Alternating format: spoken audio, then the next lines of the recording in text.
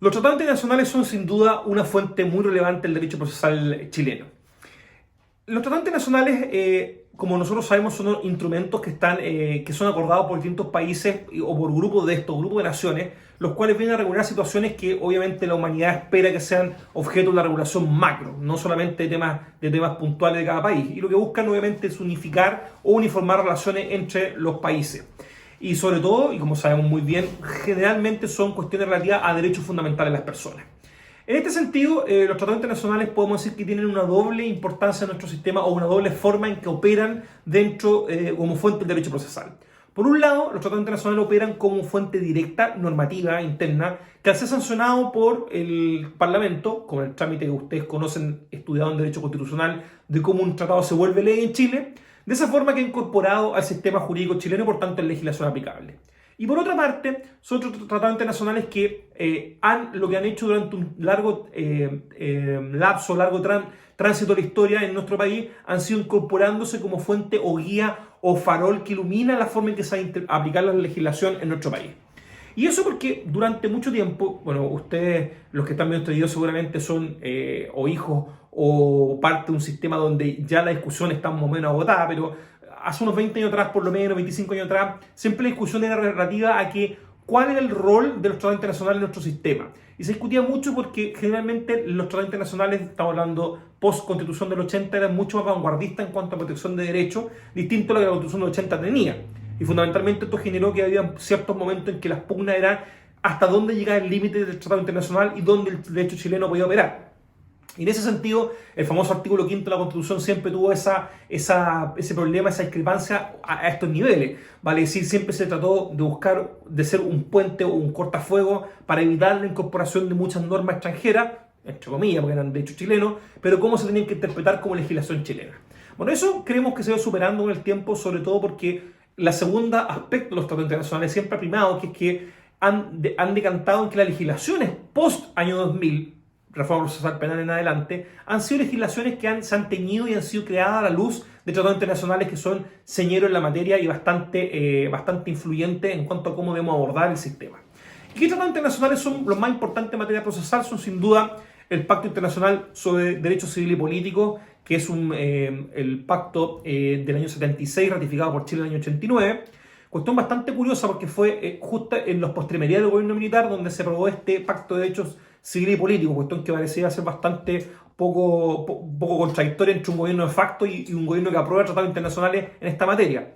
En segundo lugar, sobre todo el más conocido y más famoso para nosotros, que es el pacto, la Convención Americana de Derechos Humanos, o el llamado Pacto de San José, Costa Rica, que fue aprobado y es ley de la República el 5 de enero de 1991.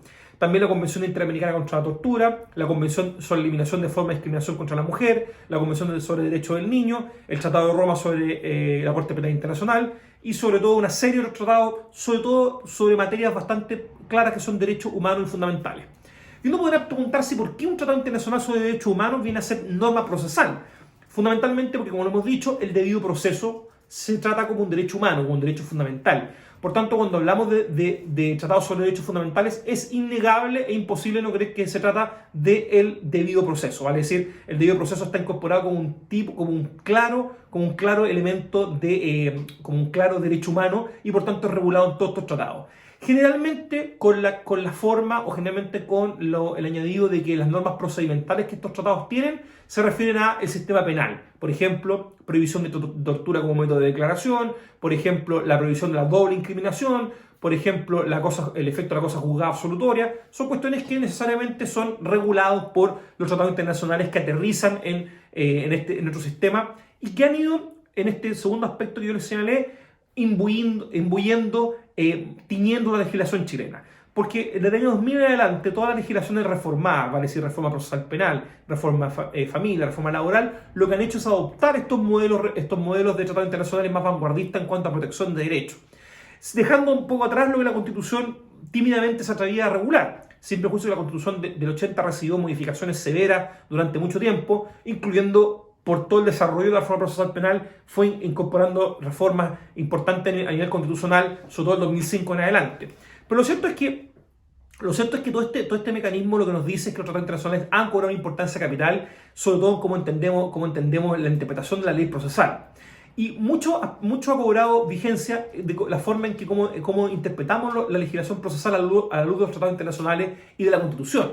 Porque si bien la legislación de reforma es una legislación más progresista en cuanto a incorporar más garantías de los ciudadanos, lo cierto es que ha generado un fenómeno podríamos decir, contrarreformista, donde se han ido creando normativas procedimentales que han generado cierto distanciamiento a estas ideas matrices de los tratados internacionales, o vacíos legales derechamente. Por ejemplo, ¿qué pasa con el derecho al recurso? Nosotros dijimos hace un par de videos atrás que los recursos eran, el derecho al recurso era parte integrante del debido proceso, vale decir, cuando una decisión se decide por parte de un tribunal, que existe otro tribunal que la revise porque las posibilidades de error son amplias. Recordemos que el error es un indeseable en nuestro sistema. Lo que busca el proceso al reconstruir el pasado es que la reconstrucción del pasado sea cada vez más fiel a lo que ocurrió. En pocas palabras, si nosotros hacemos un juicio, este juicio debe tratar de ser lo más parecido a lo que ocurrió en la verdad, en la realidad. Y de ahí tenemos esta discrepancia entre verdad real y verdad formal o procesal. Por tanto, el error que se va a producir ahí debe ser objeto de un control por parte de un tribunal superior para evitar una decisión contradictoria.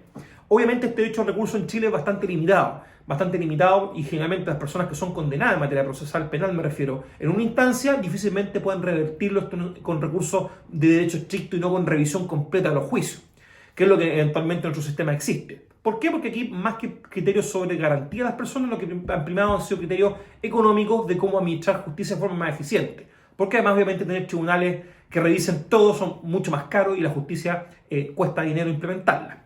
En ese entendido, entonces, ahí quedamos al debe una materia, por dar un ejemplo, donde no había una concordancia entre uno y otro sistema. Y lo que ha pasado entonces es que muchas veces lo que se busca es que en el trabajo judicial, en la litigación, es buscar lo que se llama el control de convencionalidad, ¿vale? Es decir, buscar que los tribunales en el momento de resolver un vacío procedimental o resolver una discrepancia procedimental entre la ley chilena y el tratado internacional, busquen aplicar el tratado internacional sobre la normativa chilena.